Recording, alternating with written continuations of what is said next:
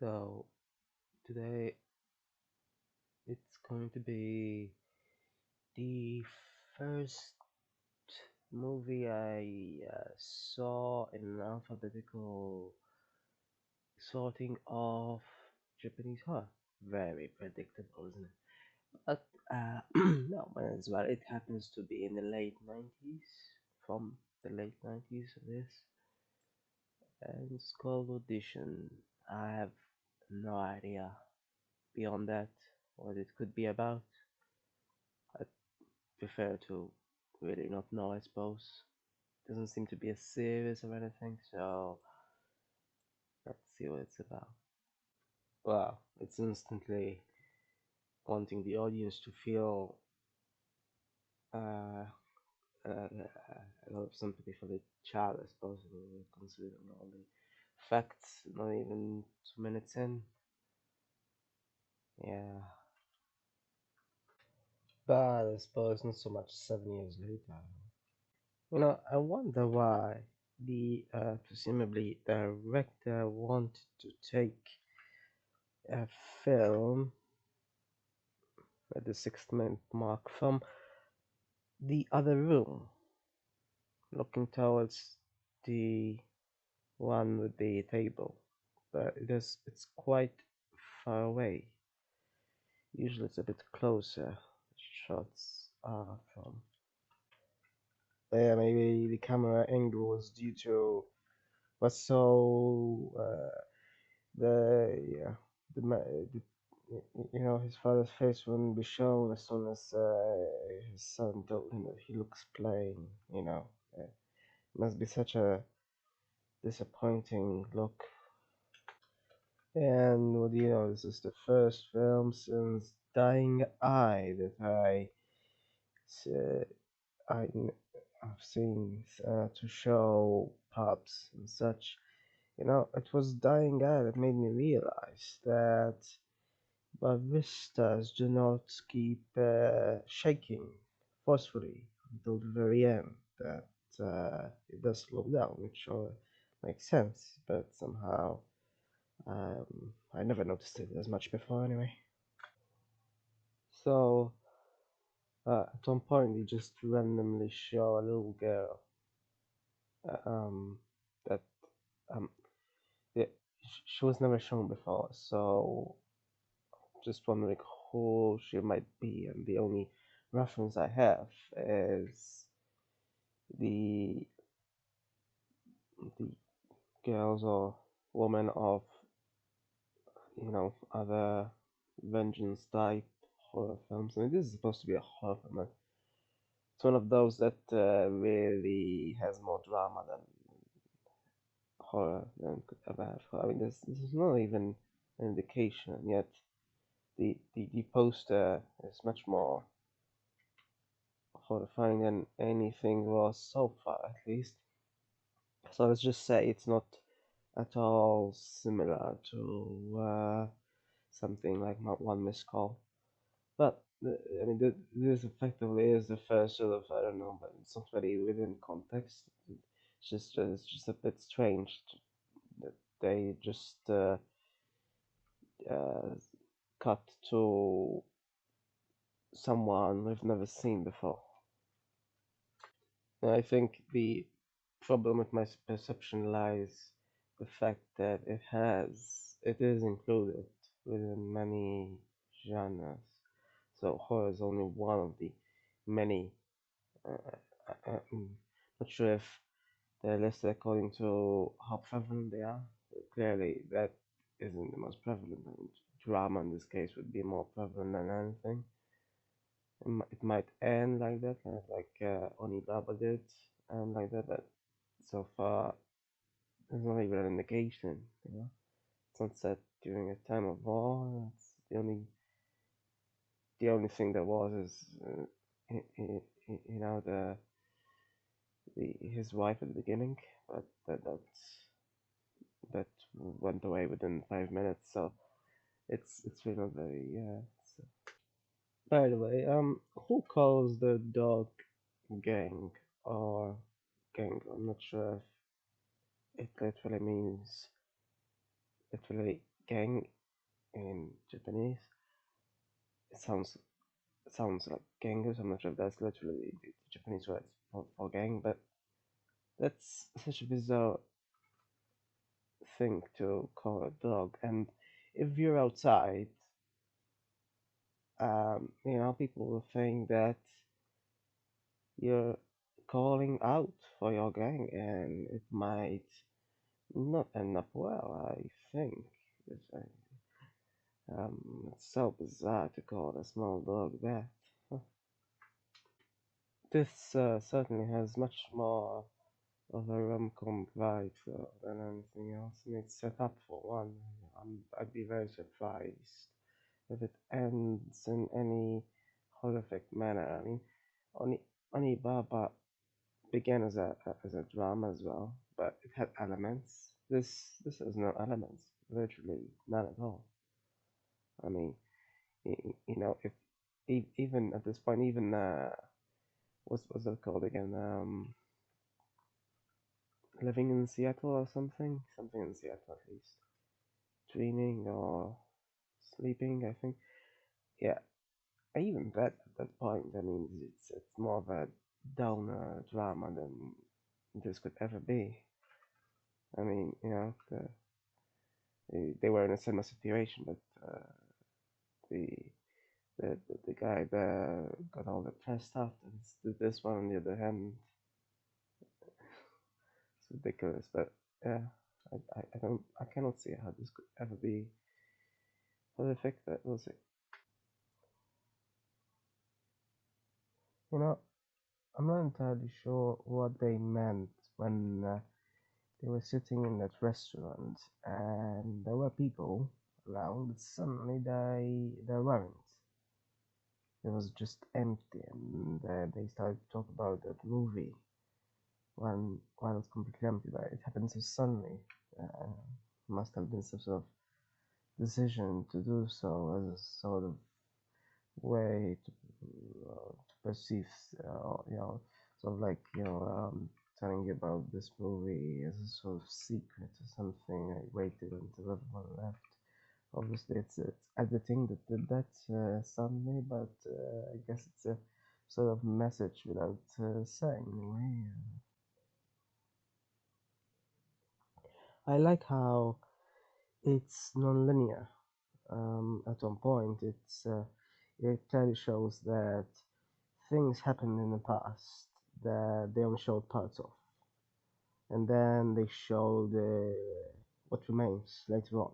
And at first, I thought it was some sort of dream sort of state that they're showing, but no, clearly things happened in the past. Like when they immediately cut to an empty diner and such. Things happened in between there, and for some reason, the director seemed to decide to only show them later on, like half an hour or so later.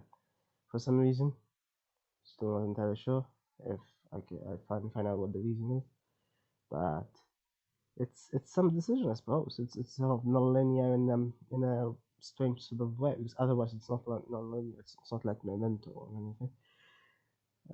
So we'll see, I guess, what the reason is.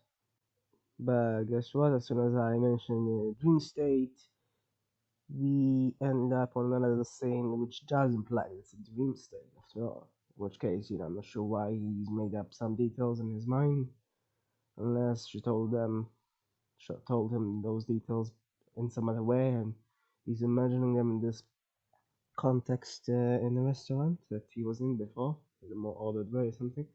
Clearly, there was a detail that seemed to happen only in fantasy, where all the rumbling came from and such. So I'm not sure which area I suppose it's sort of a hazy reality sort of moment, when it's not really clear what is and what isn't real.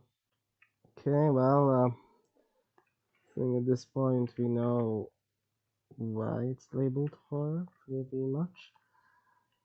It did delay a bit. I mean, clearly, yeah. I don't know. I was just used to, I just watched that one other call series, one less call to this.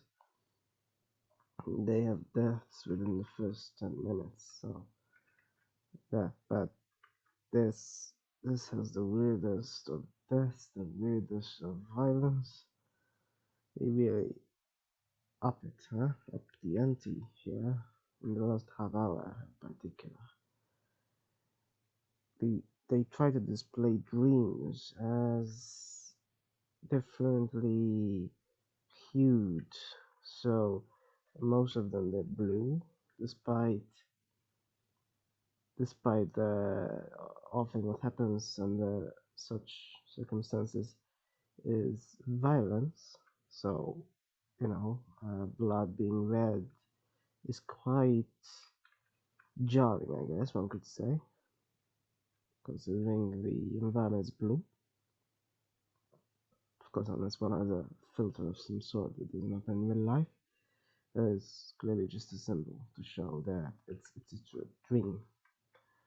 Everything that happens is so gruesome and has dream logic to it, and yet makes sense in a way. I mean, it happens within this real life context, and yet one wonders how it got to this information, whether it happened in real life before, how much happened. Obviously, at some point, yeah, at some point, memories must have melded. Fantasy. Then, there's an event in the past where he meets a disabled person. So then one wonders whether that even happened in real life, because later on, we know what are the facts about. And, it's seriously strange. It's seriously one of these movies that, one doesn't know where real life ends and where a dream starts, and there's just violence in both. Some serious violence and some inexplicable, possibly symbolic things, numbers, items, let's say organs. It's gruesome and yet, in a way, sort of like the Three Mothers did.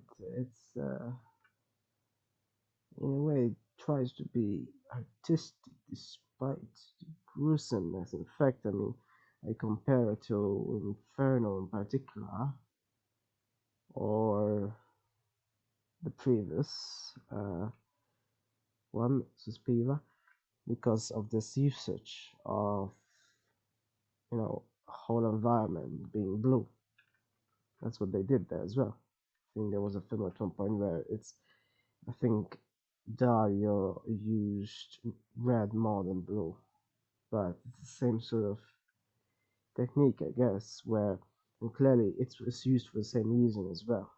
This this mixture between reality and otherwise that it's not entirely clear, I mean, which is which, and this is why such colors are used, because in real life, very rare that you get a whole room a single color, unless of course, as mentioned, one has a filter or an artificial light that sourced from such a filtered sort of color.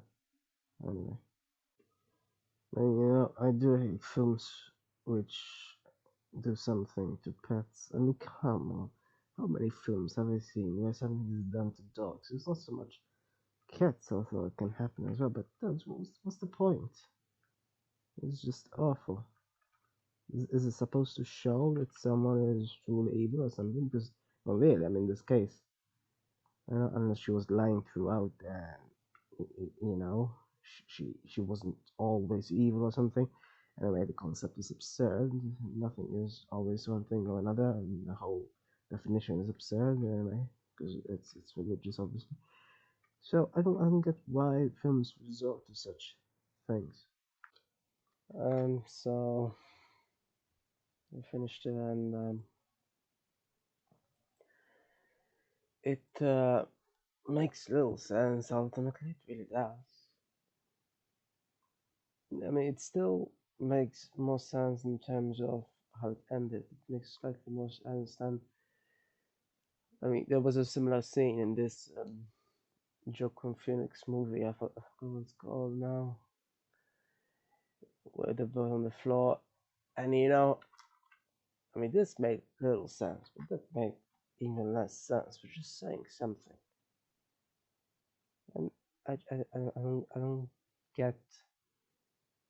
I mean, at one point, it seems like, I mean, I'm assuming he just kept on going in and out of some sort of dream dissociative state, right? That's the only thing I can think of. Seems like it, but I don't get why sentences were repeated at the end.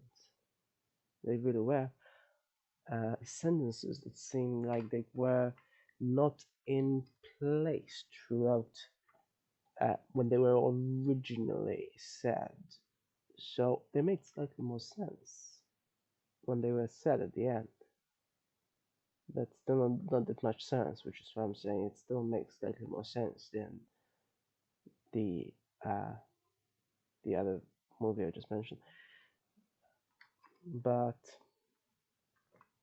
it makes little sense overall. I mean, I guess in a way it sort of makes sense if you consider the logic that's normally present in dreams.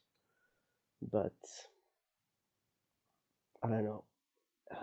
Besides this, though, it was seriously gruesome, and I don't know why it held up until the end. Like, the doctor must have thought, yeah, let's make just normal drama, seeming everything normal, and then all hell breaks loose. I suppose it sort of works from a horror perspective, but for most of this, it's just normal, like too normal. And then suddenly, in the last half hour, it's revolting, right? It seriously wants to make people feel revoltful. Is that the word? Just disgusting, and like when he was in the dream sequence, not the very last one, a few bits before, when the other wheelchair guy is present, when they explore his history, then that makes slightly more sense. But this, either way, So one has to assume that at the very end, that is reality, but it's because it's quite hard. So I'm assuming that he kept on going in and out of dream logic because he couldn't handle it, right? At one point, which I mean, as far as that goes, it makes perfect sense, right? If you cannot handle it, that's what happens. One dissociates, and I just it was so deliberately horrible, though, and yet for most of the movie, it's perfectly normal. I mean, she goes out of her way to be perfectly normal. He does as well, although it doesn't change much per se, besides going in and out of dreams. I suppose that's understandable from a starter's perspective, as mentioned. But yeah, it's quite something.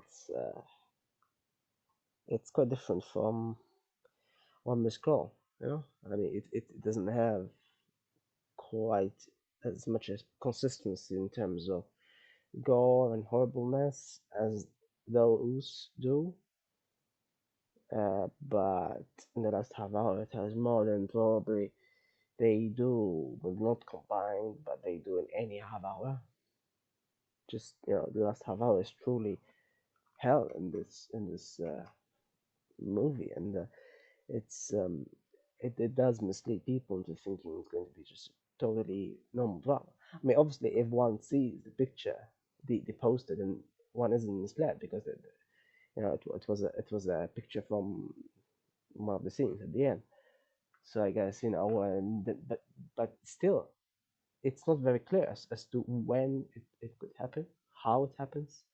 It's not very clear at the end why it happened or anything. But well, as much as it is anyway. So I mean, it is in a way, in a bit, but it's quite something. Yeah, quite a heavy sort of movie, one that really just affects people viscerally. It really wants to, and it does really.